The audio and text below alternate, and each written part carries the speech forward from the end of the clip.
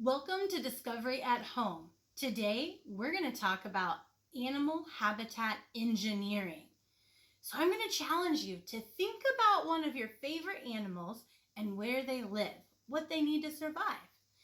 For this example, I chose animals that live in dens, like lions and foxes and other animals, maybe like a skunk even. So your job is to figure out what kind of habitat the animal you choose lives in, and then figure out a way to engineer it with things that you have. For me, I had our geodesic dome that we made the other day, and I also went for a walk. So I gathered some leaves and some rocks and some other things that I found out on the ground. And I also have recycled materials like cardboard. I have some wax paper that I used from a different project. And so I put it all together to make a den.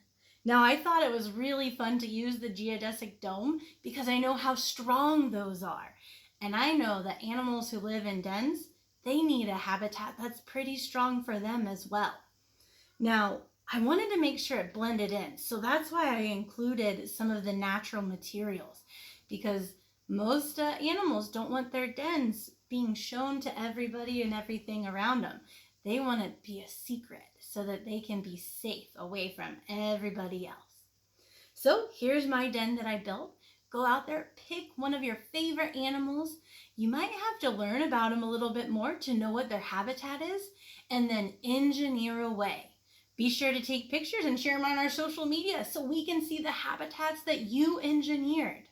Our friends at the Topeka Zoo are also exploring animal habitats on their Facebook page today. So be sure to go check out their video when you're done here. Well, that's all for this Discovery at Home. We'll see you next time. Thank you.